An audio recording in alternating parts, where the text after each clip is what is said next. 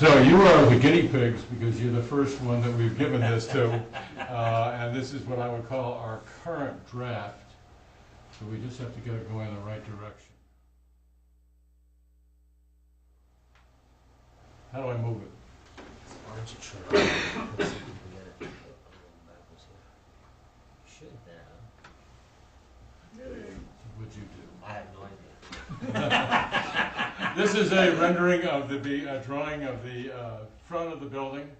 Our goals, and these are our goals going forward. It was the goals for the new building is to protect our regional accreditation. As some of you know, we are on warning of so we're addressing the multiple building code and other issues at the school. We wanted to design a facility that will excite the students to find their passion, excel in their course of career and academic studies, and we'll be expanding our educational plan, and we're creating a building and campus that is most affordable to the member towns. You're all familiar with Minuteman. I'll be quick. We started in 1970. We offer academic and career and technical education, really preparing our graduates to go into the global economy. You're hearing a lot about that, especially Governor Weld has talked about getting our workforce development program. We provide a full range of academic courses, very similar to your high school, foreign languages, math, science, etc. We offer athletics, extracurricular activities, and opportunities. All students must pass the above, but they also must pass the MCAS exams in order to graduate. But in addition to that, we also offer career majors, and you see a list of those career majors from biotechnology to cosmetology to culinary to early childhood education, science, robotics, etc. A student must also meet the graduation standards for this. So we're sort of two schools in one. We are an academic school as well as a career and technical school. This is showing what our academy model that we're going into, and it shows engineering and construction trades on your left as you're looking at it. On the right is life sciences and service academy. In the middle are your academic programs and other types of things. And the idea is to coordinate the three programs that we have together for students to learn. They're not going to be working in silos anymore. They're going to be working collaboratively. The new educational program plan is what really is embedded in the new building. Chapter 74 and MSBA guidelines are all part of our design. We have to do what the MSBA says. If you don't do what the MSBA says, you don't get their money. A new career academy model is being used. As I said, advanced manufacturing and multimedia engineering is going to be added to our program majors. Vocational academic spaces are adjacent to each other in the new building. And this can only be achieved in a new building. And the same as related vocational programs are also contiguous to each other and integrated. This is a vision of our future. This is the front of the building. You saw a drawing before. This is our rendering of it. Obviously, this is not a picture of the building because we haven't started construction. But this is what it's going to look like in the front. We're going to have modern technical classrooms for the academics as well as the career and technical education, which includes science labs, etc., modern technical shops, as well as we go through this. You can see the shops. Then it's collaboration, space for collaboration. In each of our zones in the building, we have what they call toll rooms. They are places where students can collaborate together and work together on projects, which is what happens in the workforce today. So we're preparing people to go into the workforce to be able to do that. Student-operated restaurant, and if any of you have been up there, as you know, you can go up and you can have a meal there. Students run it, they prepare the meals, etc. This is another space, and it's sort of connected to the cafeteria space, but it's a space, again, where students can get together and collaborate on projects. This is an external look at the whole building. People say, why does it look that way? Why isn't it a rectangular building like a lot of high schools are? Well, this is fitting into the land. It's fitting into the landscape. We have environmental issues around us. We have neighbors around us.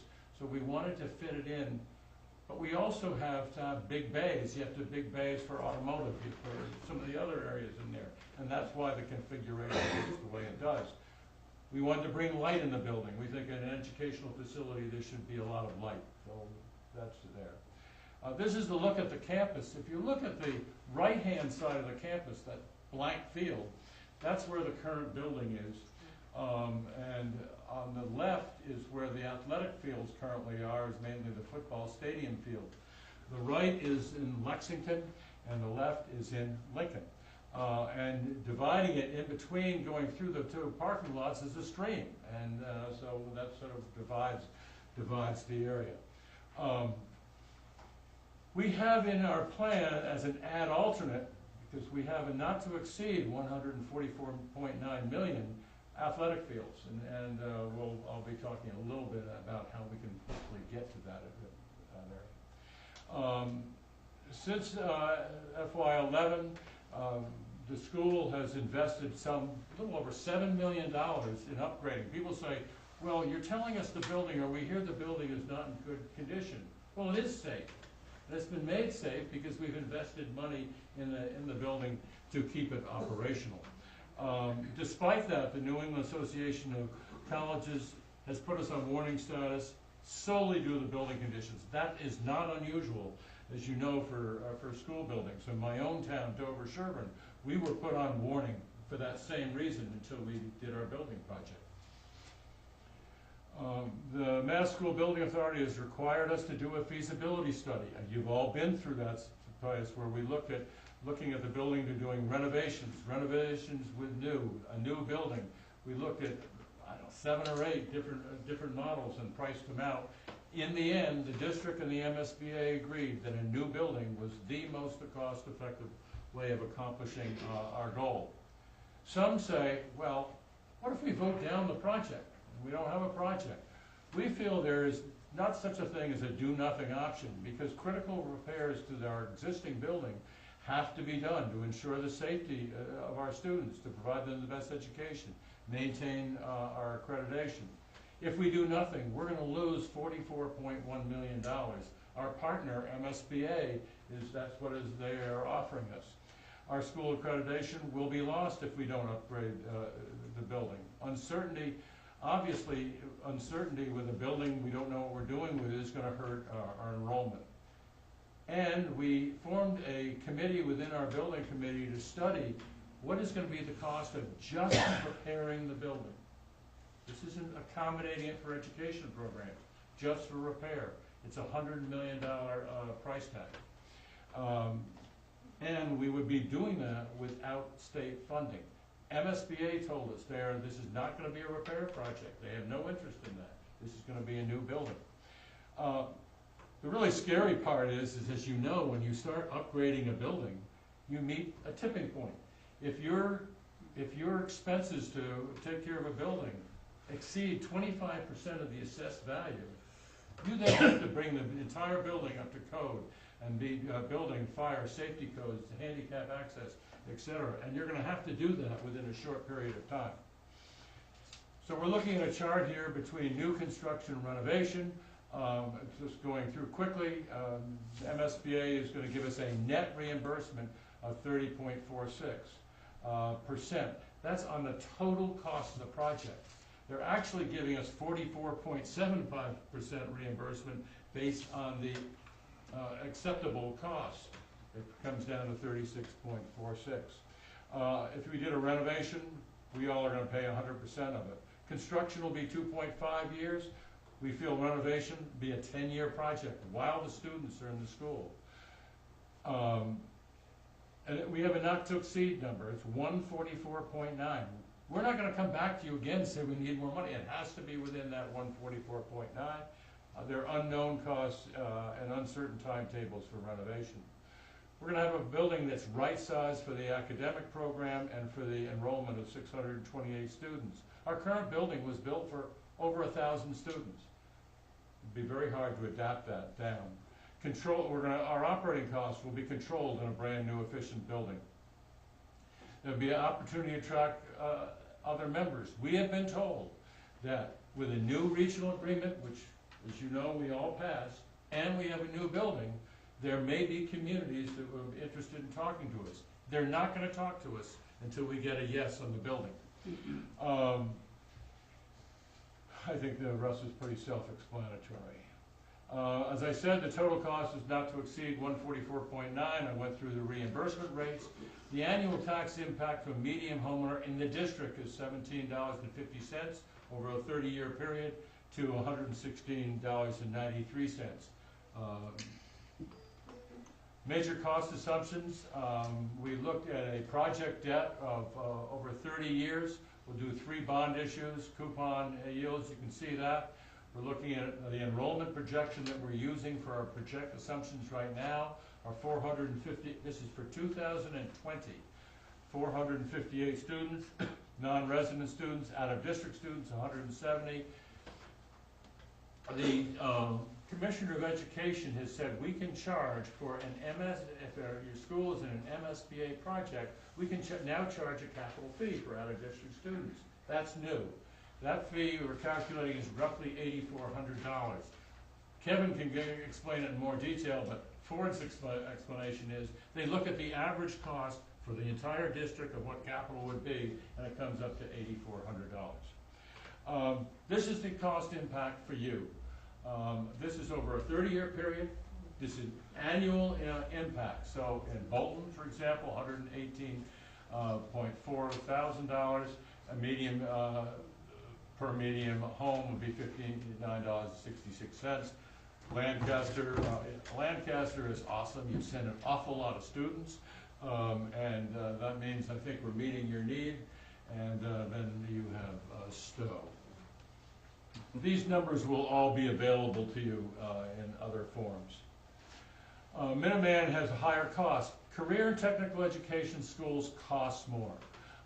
They offer 2 schools in one, as I said, a full vocational technical faculty we have to do, and we have to meet the Metro West salary scale for electricians, plumbers, and those people that come and work. Our full academic faculty we have, and we have a large special education population of students. I think it's about 46%. 47% of our student body is special ed. That costs money. Transportation costs are substantial. Driving from here to Minuteman is a long distance. Well, you add Lancaster, and you add Dover, and you add Lexington. There's a lot of distance that these buses have to travel. Some people have said, well, why is the building so expensive? Why? Well, we're looking at building a building, starting construction in another year and a half or so, completing it in 2020. The estimated cost for the total project, that includes soft costs as well as the actual construction cost, is down the bottom, $562 per square feet. It's really, when you look at that compared to the other projects for career and technical schools that have been done over the years, and you look at what it would cost today for those schools, we're very much in line. Our construction cost, pure construction cost for our school, is shy of $400 per square foot. It's about $370 per square feet. All approved by the MSBA. Building a high-end house costs that much now. Building size, the new building is larger than traditional high school. As you know, vocational technical high schools simply require more space, plus we have both educational programs. After the district approves the new building, we will start in July of 2016, this summer, to appoint a construction manager. We're doing under a CM, construction manager at risk, so it's going to be a partnership with them. They're going to take some of the risk in this building. We will prepare the construction documents and put them out to bid. August 2017, we're going to start construction. One of the nice things about the project that we have is the new building is going to be in Lincoln. The old building is in Lexington. Students can stay in the building. We don't have to go out and put up other things to take care of the kids. It saves us money. And we'll open the school September of 2020, and I look forward to seeing you all there then. Obviously, we need to act now. We'll build a modern facility that meets current building codes access requirements, created an innovative career academy. We're going to preserve our $44.1 million construction grant. I think we can all use that. We're going to protect our accreditation, and I will be happy to answer questions, or Kevin can. This was a comment that was given by the governor at the State of the Union, State of the Commonwealth address. I will tell you that we had the opportunity to be down at the State House about 10 days ago, where Minuteman received a grant of $500,000 to start our advanced manufacturing program to buy machinery. He has in his current budget $85 million to continue that program for career technical education, both in high schools and in our community colleges. I had the opportunity of meeting with him actually that evening, and he is extremely high on this kind of education and committed to supporting us. That's only going to help. I need to add something, and you don't have a slide on. The numbers that you saw, in my opinion, are the worst case numbers.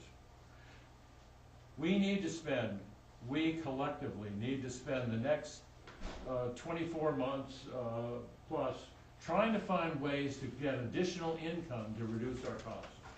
We can do that by working with the state to get grant money. We can do that maybe through legislation. I know it's a reach, but it's something we all should work on to try to get additional credits. And finally, we have set up a 501c3 opportunity for people to make financial gifts or probably equipment gifts, which is going to be able to go into equip our operation as long as they meet our needs. That's all ways that we're going to help reduce our costs. Finally, and then I'll be quiet, we need to work hard to try to bring in 1 or 2 more districts. The more districts that we bring in, the lower the costs are going to be to us. And then we've lost 6 of our communities. We're now down to 10. I see no reason why we shouldn't be able to bring in 1 or 2 larger districts to help lower costs. But the only way we're going to do that is to work together. Thank you. Thank you. David, you have a question? 5 or 10 years from now, the appropriate offerings might be different from what they are now because the economy changes. Have you thought much about the flexibility of the space so that you could... Yeah, absolutely. When you think about building a school building, be it a traditional building or not, you're building rooms. And you're building these rooms that can be used and changed to meet any kind of need in the future. So the answer is yes. It's going to be space that is flexible. Today we might build something for advanced manufacturing, but if you think about it, that's a big room with machines in it. If we want to change the program to something that I couldn't even conceive what it is, and we use different machinery, we take that machinery out and we put it in. So Dave, yes, the answer is yes. And I think just, I'm sorry, just to elaborate on that just a bit, the way that the building configuration is designed is so that we do have the Construction and Trades Academy all at one end of the building. Those are the buildings with the high bays and the garage and the access out. And then we have the life sciences area at the other end of the building, so that you have that concentration of the biotechnology and the environmental science and those types of spaces. So by having these academies clustered in like types of programs, it allows us some flexibility. There's related rooms that are adjacent to these shops to allow flexibility in the utilization of space. One other thing, the early childhood education program, is that for training students to be teachers' aides, that kind of thing? Yeah, it's at the early, the preschool level. Kids can come out of there with certifications, but most end up going on to either 2-year or 4-year programs. Okay, so it's sort of a starting program for a kid who might want to be a teacher. Yes.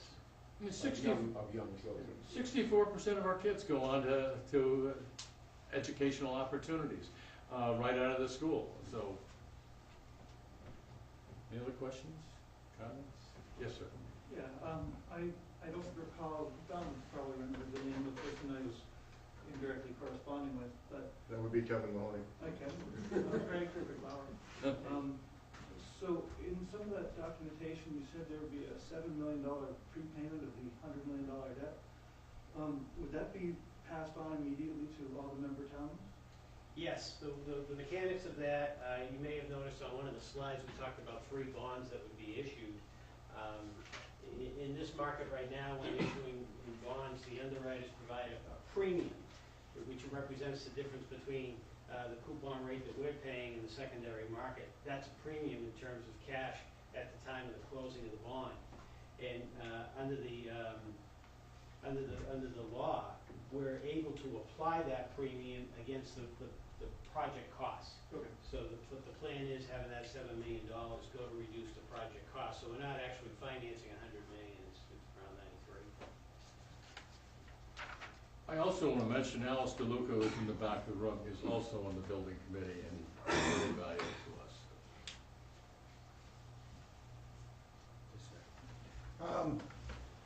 I realize that this is, Mr. Tri-Town is the launch pad for this presentation. Do you expect to finalize it and put it on your website?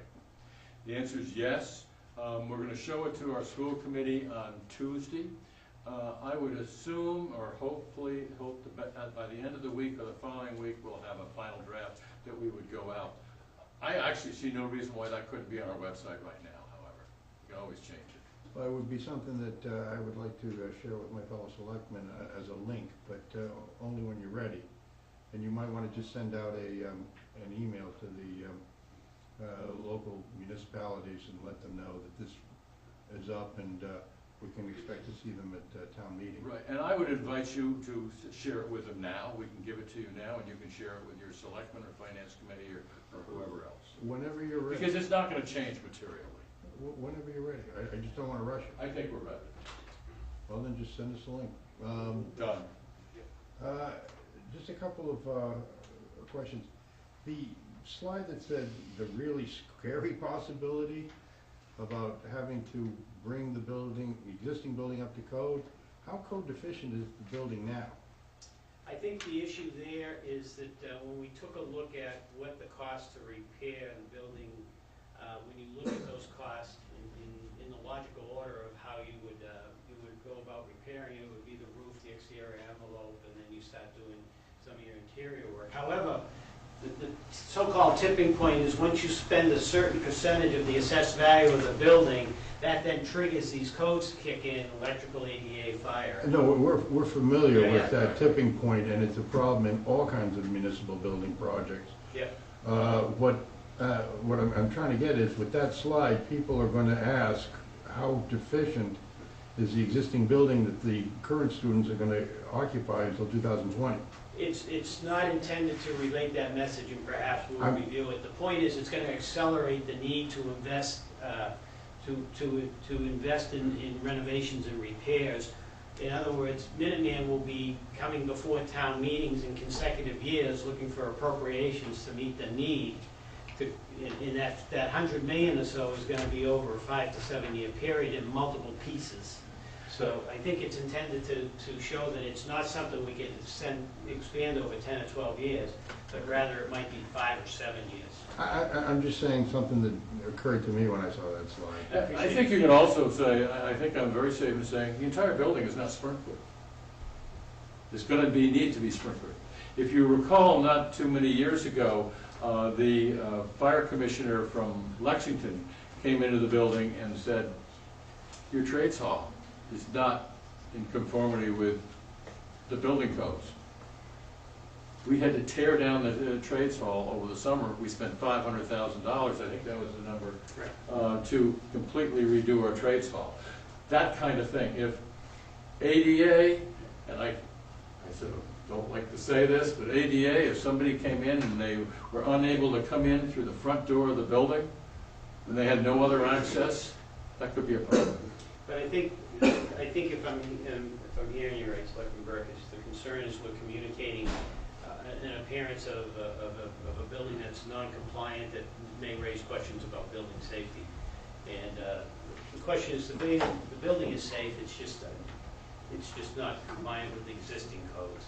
So if we're communicating that message in such a way to infer that the building's unsafe, we need to review that.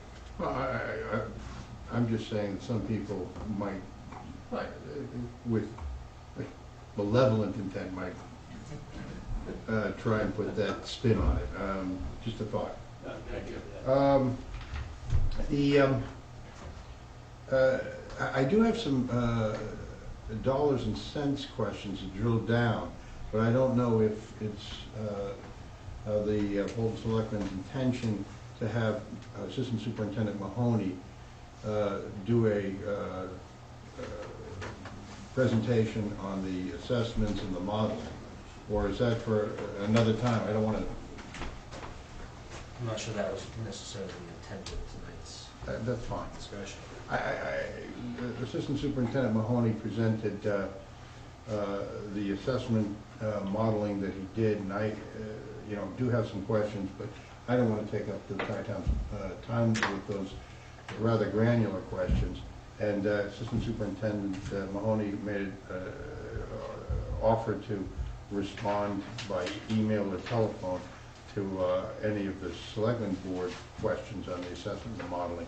And I assume that would go for all the member towns. Absolutely, yes, Well, absolutely. thank you very much. Okay. One quick question, even though I promised not to. Does the, but this should be an easy one. Does the project cost as anticipated include furniture? Yes, it does. Yes, yes. I thought that was an MSBA requirement. Okay. It's an MSBA requirement. The problem is they only go up to a certain percentage, and it's woefully short of what it should be. We're obviously going to be taking some equipment with us, but receiving $500,000 for about 6 pieces of machinery for advanced manufacturing was a home run. It's modeled after traditional academic high school model, so in terms of some of the capital equipment, we're starting to plan some of those acquisitions now. I told you it was an easy one. There you go. Any other questions from the audience? Anyone? Gentlemen, have anything else that you wanted to bring up? No, thank you for Okay, the so opportunity. thank you very much. If we need to meet with any of the committees in town, please let us know. Thank you very much, it was very, very informative. Thank you.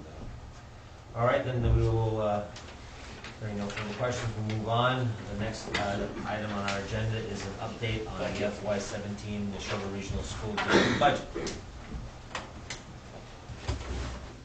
And I'm not sure who was planning on providing that. Well, I guess I can do it. So we're in the process of developing the budget. The school committee was presented with the budget late in January, and the budget was then reviewed over a period of several meetings, and some additional reductions have been considered, and the budget's been formed around those additional reductions. So as of right now, and this is subject to further change by the school committee, as of right now, our budget increases $1.483 million, or 2.82%. That's the assessment goes up a little bit more than that. It goes up $1.689 million, which on the average of the 3 towns is 4.26%. The reason for that is, as we discussed before, twofold. One, because of the fact that about 80% of our, approximately, 80% of our revenue comes from the assessment, and the other 20% comes from so-called local revenues, such as Chapter 70 and transportation and D&D and that kind of thing. For the most part, those categories are generally flat, so therefore, usually the entire budget increase, or close to the entire budget increase, comes out of the assessment as opposed. So therefore, the assessment usually goes up more than the actual underlying budget goes up. In this particular year, since we used a lot of non-recurring funds last year, that's also reflected in that. Our use of non-recurring funds is a little bit less than last year. So therefore, our so-called local revenues, that 20% portion, instead of just being flat, this year they're actually down about almost $400,000. So that's where we stand. There's no major new initiatives in the budget. For the most part, the proposed budget right now does restore 2 instructional technology teachers to the middle schools. It adds a special education teacher to the high schools. It does make some to the high school. It adds a change to our department head program at the high school at a relatively low cost, under I don't remember the top of my head, but those are $50,000 a year, the additional salary. And there are some reductions being made too. There are at least four paraprofessionals and 2 teachers being reduced for enrollment purposes, and that pretty much gets us to where we are now. There is a continuation of our one-on-one initiatives for 8th grade students, and I think that's the main highlights that I can think of off the top of my head here that impact this budget. There aren't a whole lot of new highlights or new things in this budget. So, I don't know if anyone has any questions. Dave? You indicated Florence Sawyer's kindergarten class is likely to be lower next year. Yeah. Are there any other enrollment areas that are changing fairly No, that's substantially? common in elementary school. The classes, aren't always the same year to year, so a lot of times we have changes per grade in the elementary schools, particularly when they end at the beginning and the end. It sometimes involves a change in staffing. So next year there is one staffing position also at Mary Rollinson and Lancaster that is same situation. And is our withdrawal from school choice impacting enrollment in, that's what's leading it to be a little lower? Yeah. Yeah. Yeah. But there aren't any special areas that are being impacted by that a lot? No, not certainly that I can identify. Florence Sawyer was sort of a heavy, I don't know what the opposite of user is, but provider. Being of school choice students. Yeah, provider of school choice spaces, so is that a reason for the decline there? Well, I mean, overall, in the last few years, with, the classes in both of them are relatively small size. We have some small classes, K-5 in both of them. Yes. After you left last night, we in the advisory committee were dealing with the police budget, and one of the items that came up and really couldn't be resolved was what the status of the school resource officer was going to be. Yes, the money is being carried, thank you for asking that. The money is being carried in the budget to pay for the full-time student school resource officer. So it'll be moving to 40 hours.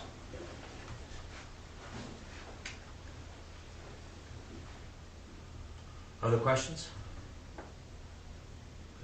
Mr. Chairman, before you move on, I'd just like to make a couple of comments. Sure.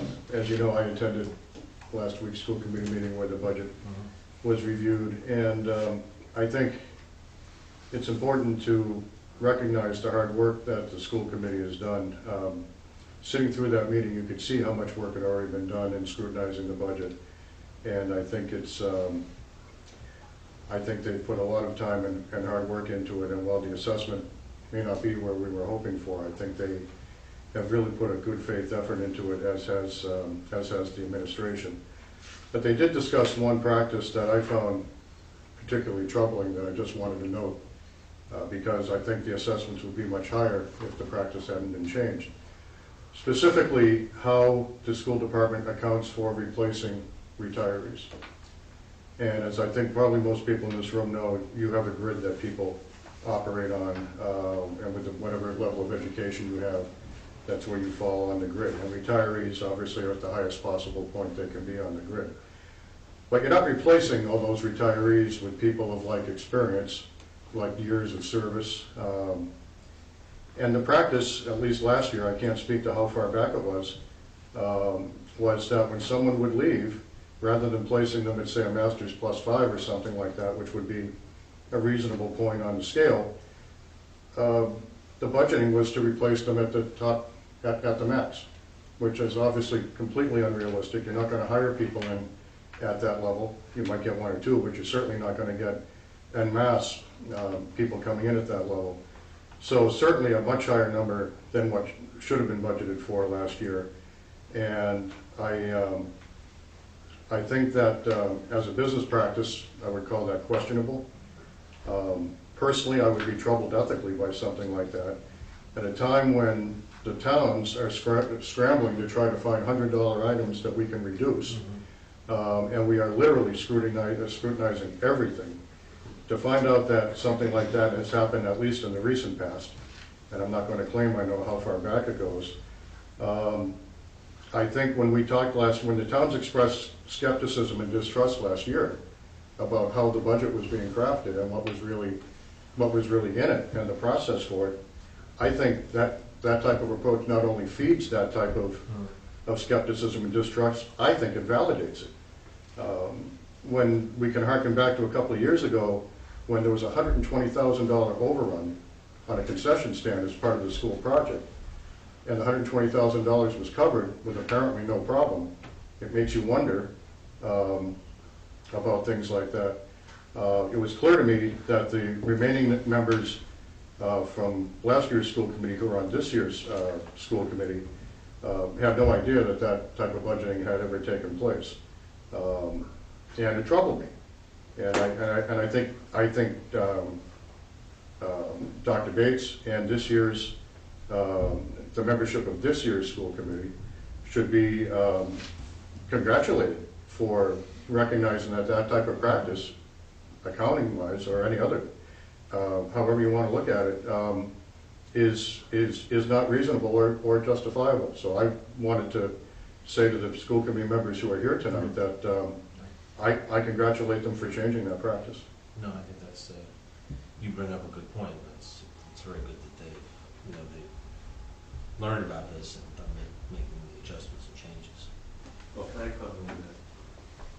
Clearly, that was the intent of the statement. Don, I think it's unfortunate. I have no intent behind the statement other than to inform the selectmen. Well, that's helpful, but it'd be also helpful to inform them factually. So, I think, first of all, it's been very transparent, and that's the way we budget for our salaries over the years. We've stated that every year. We've talked about that every year. We talk about it every year in our quarterly finance reports. The reason it has been done that way is because there are variable costs involved with personnel that have to be adjusted for. They cannot be adjusted for at the time that the budget is adopted, okay? We don't know who's going to retire for sure.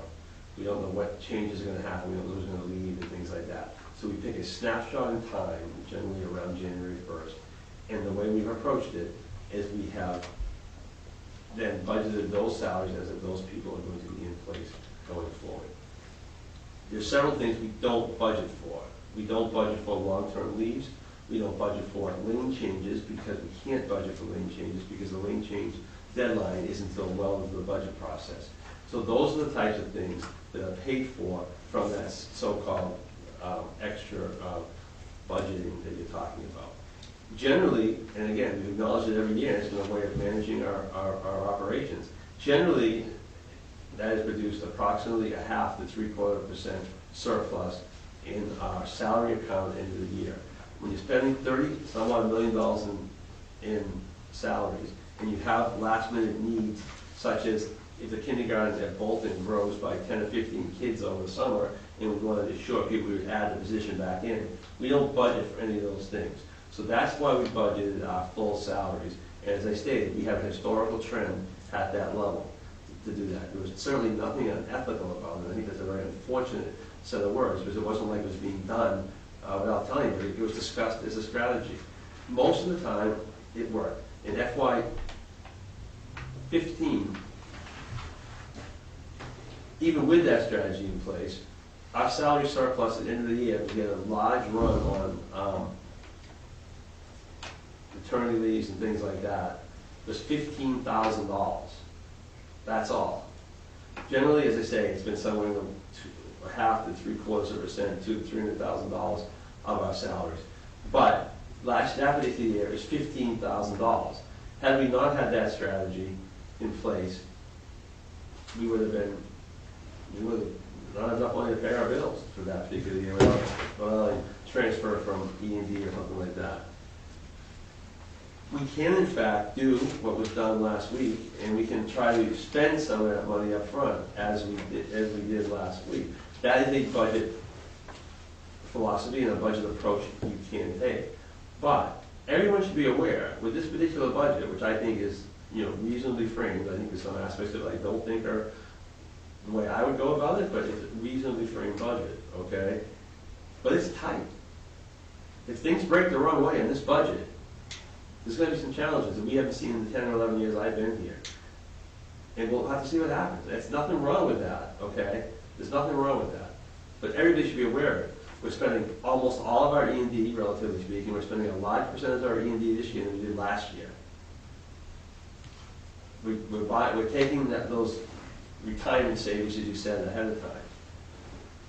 We're spending our school choice reserve down to practically nothing. We're making assumptions on school choice and charter that may be generous. We're still dealing with very strong special education out-of-district costs that we just don't know what's going to end up with those. They can go higher, and we can't immediately control them. So those are all challenges of the budget. We don't have, especially at this point, we don't have the ability to have a lot of reserves. We don't have the ability to tax. We don't have any of those abilities. So we try to manage to keep our cash flow as reasonable as it can be in fairness to the towns. And I think if you look at the 10-year history since I've been here, and I can't speak before that, and there was some problems a couple of years before that, I think we've done a pretty good job of that, and I think it's been extremely transparent. There's been room for philosophical differences, but to suggest that somehow it was unethical or it wasn't fully disclosed is just absolutely incorrect, and it sets a different light on it than is fair or true. Thank you. Mr. Chairman, I'd just like to note, I never used the word unethical. I did say questionable. And if you're going to talk about maternity leaves, I wouldn't, or trying to budget for long-term illness in general, I would imagine things like that would be taken care of in the long-term substitute category, which I assume there is one. Right, I think that, but it's not adequate, that's what I'm saying. Well, to be perfectly honest, I mean, what you just mentioned in terms of where they're pegging the salaries after someone leaves is new information to me, so. Well, I've been here 7 years and I've never heard it before. So, but it is what it is, and you, to your point, you bring it up for informational, for the selectmen only, and the current school committee has taken a different tact on that, and see what happens. David? I'm pleased that the school committee has made that change, and I'm actually pleased to hear George tell me what a tough time he's going to have this year, because I think it's not a good idea to have extra places to go. But I do want to point out that there's a little element of the pot calling the kettle black here, because our approach is to have the DPW assume that all of its workers will stay just the way they are now. And of course, they retire and they are replaced by lower paid workers all the time. And year after year after year, Bolton's wage expense in the DPW is well under the budget. And the taxpayers have to pay as though that wasn't going to happen. So we are doing pretty much the same thing in Bolton as was described here for the school. I would disagree with that. We don't budget for attrition. I mean, we don't know if somebody's going to leave their job. This is not people retiring. George tells me he doesn't know who's going to retire. What I'm saying, But we all know someone's going to retire from the DPW, and we all know someone's going to retire from the school system. we don't know somebody's going to retire from the DPW. We have, what, probably six or seven DPW workers. We can go years without anyone retiring. We can go a year with 2 people retiring. It's not predictable at all, and it's not the same thing. But year after year, the wages come in under the budgets. David, it's different, it's not the same. If they know when someone is planning on retiring, it's different than Do you know trying to that? budget to anticipate that someone may be leaving their job during the course of the year. Well, it's not only retirements. We do have some indication of people who are intending to retire, okay? Usually a handful of 10 people. But that decision is made literally 15 months ahead of time. Those people can change their mind, and they often do. So we don't know if they're going to, as you guys all probably know, people get into this retirement system can change their mind up to the last day. They don't have to retire. All right, but you have a sense of perhaps someone may be Right, retiring. but that's a very small part of our workforce. Yeah. The overall attrition issue is more the impactful issue here. Because people leave every year. It's not like it used to be. People don't take a teaching job and stay for 30 years, okay? And we have people leaving all the time, much, much more than our retirement people, and those people we don't know. So, you know, we took a process in place, and it's a consistent process, and I think it's generally worked for us. Doesn't mean we can't do it differently, but it's worked, and it sounds like you've done the same thing, it's worked for you. I don't want to get in the middle of this, and I'm not commenting on the municipal side of budgeting, especially not for Bolton. But in my years on school committee, the salary surplus strategy, as outlined by the assistant superintendent, was in use. I'm not saying it was a proper use or a good use, perhaps a new approach to that salary surplus should be taken into account. Maybe it should go straight into E&D, but it was something that we, and maybe we should have publicized it more, but it was something that we did each year, and then quarterly there were reconciliations to reallocate in between line items to gain that surplus benefit, as well as other changes to the budget that occurred over the operating year. And it did in fact go to the salary surplus, it wasn't like it was going anywhere else, it wasn't spent. I think that's an important point, actually. It was going to E&D. Any other questions on the FY17 school budget? Was it always going into E&D? Because I do remember that there were some. Well, no, any surplus in the salary line item went to E&D. I mean, like I stated earlier, if we had an enrollment issue and had to hire somebody, the salary surplus would be used to fund that. Yes, okay. Okay, but it wasn't used for other things. It wasn't like it, to my, we've never said, to my recollection, at the end of the year, well, we have a $250,000 salary surplus, let's do this and do that. That's No, not. I'm not saying that's that. not what occurred, right? I'm not saying that. Yeah. That's not what was my memory either. Yeah. It just, I remember that line items were reviewed quarterly.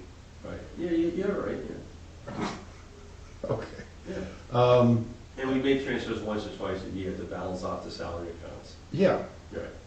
and that was done publicly, that's all I'm yeah, saying. all the time. I'm not saying it was advisable or prudential, but It was very clear, that's my point too. And I say, I'm open to other ideas. And, we're making Dave happy, it was gonna make it tougher, but I don't know if it will make it tougher, but it runs a different risk than we run in the past. Now, are there any more questions? I just wanted to hear it right. All right, the third topic, I don't know if someone's here to talk about it, discussion of the final high school space test report, the draft, that's to be voted at the task force meeting on March 15th. I could say a few words, since I've been on the task force.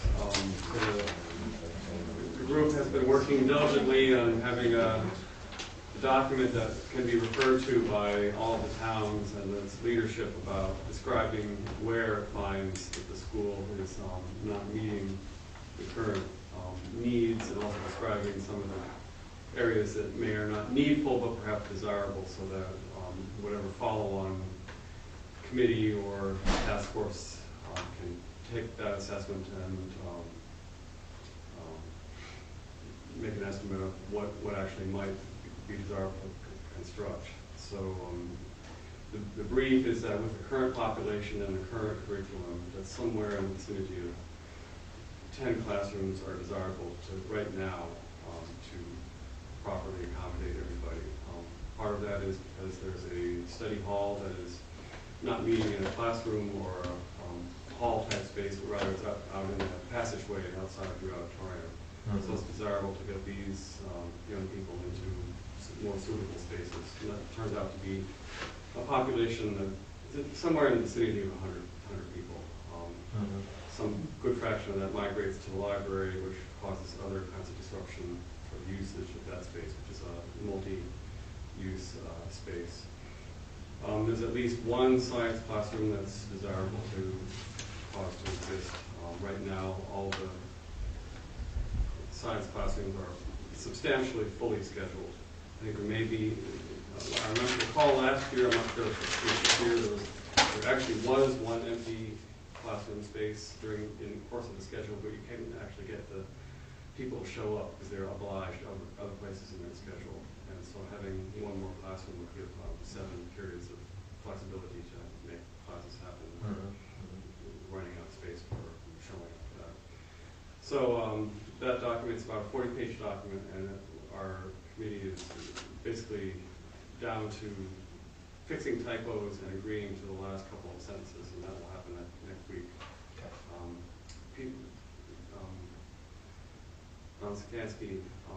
Bob Sikansky will be presenting to the school committee this meeting, and he will basically describe the statement of interest process for the school building authority. So he's giving an outline of what the schedule is for doing so and what are the obligations that fall upon the submitting organization when that happens.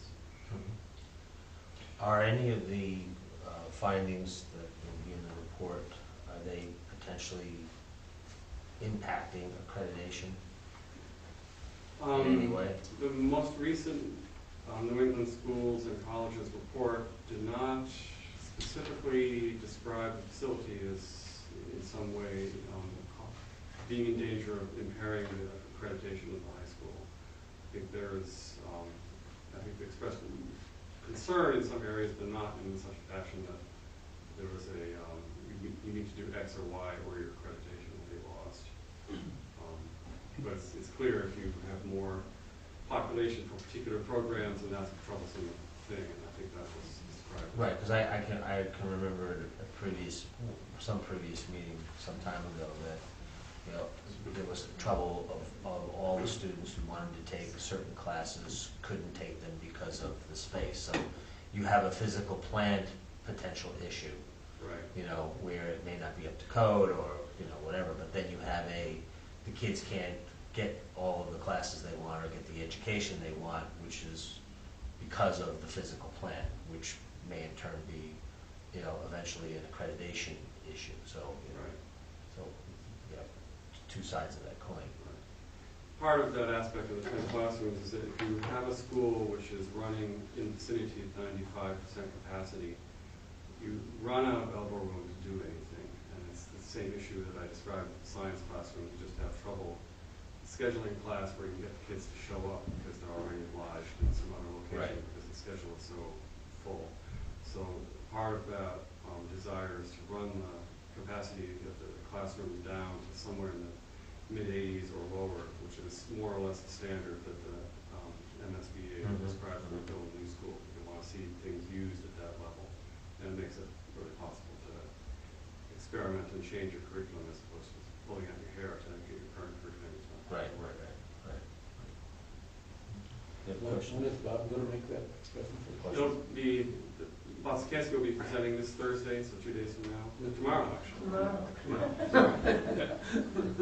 And if you go to the school committee website, on the agenda, his document that he will be presenting from is on our documents for the agenda. So you can read that. It's a 12-page object. Right. So what the plan is that there may be some successor committee that will then take the results of this report and then shepherd it to potentially the next step. Quite possibly. So the recommendation of the task force is that the school committee take a look or recommends that they submit a statement of interest to the school building authority. And there's some discussion about when. Some people wanted it to be this year, and others wanted there to be no particular recommendation on timing. And so the resolution recommendation was that there be no particular timing in that recommendation. Just so I'm clear, and I'm sorry, I might have been distracted, and I do apologize to the people in attendance for that, but are the current plans to submit a statement of interest for a new high school? There is no particular plan for any particular consequence. The statement of interest only needs to say in about 3 sentences, our facility impairs our ability to conduct our curriculum. And the obligations of the statement of interest are mostly that the school committee has made a resolution saying as much and has authorized the superintendent to make such a statement to the school building authority. So in essence, the way the school building authority operates is they don't trust any of the districts, and they go through the entire process of making an assessment upon the statement of interest being done. And that's basically what happens during the first year after you submit a statement of interest, that they take an investigatory point of view and something comes out of that. I know, I realize it is and perhaps I'm unfamiliar with the new SBA procedures, but my recollection was the SBA would only fund new construction. No? They will Don't fund have renovations? That impression that there are several different categories of things that they'll do, and it's not completely new stuff. They don't They do have have our separate- science labs last time. Right, they do have separate targeted programs. For example, if some city has a roof emergency going on, they'll fund redoing a roof. And likewise, as you recall, for the science buildings, they had money that they devoted to helping out school systems in a particular aspect of their existing facility. Then perhaps I recollect an error. I don't think I was working with the new SBA when I was on school committee, but thanks for that clarification, and thank you also for all the hard work that the Space Needs Task Force has been doing. I think to more directly respond to your question, I don't have the impression that current members of the school committee are excited about having a whole new high school.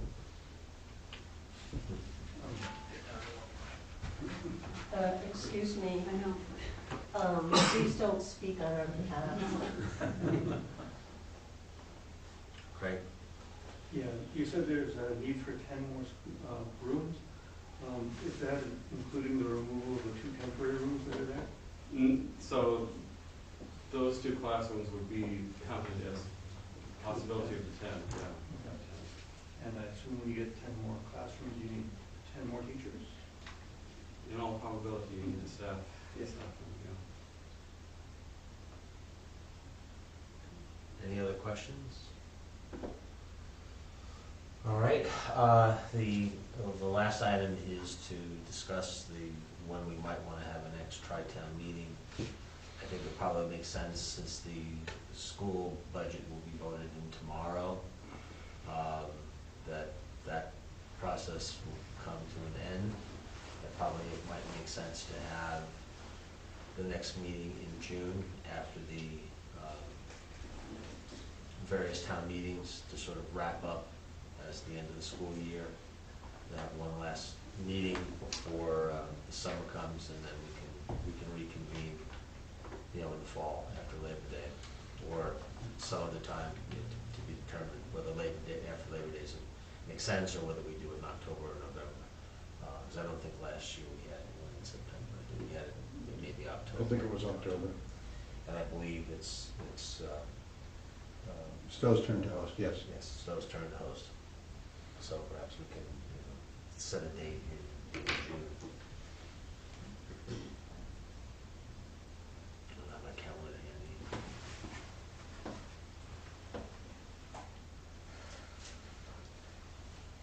Probably not, I think the first. Probably June 8th. June 8th, yeah, because June 1st is right after the Memorial Day weekend, so. We'll shoot for June 8th in Stowe, 7 o'clock. We will make accommodations. Your backyard, right? Well,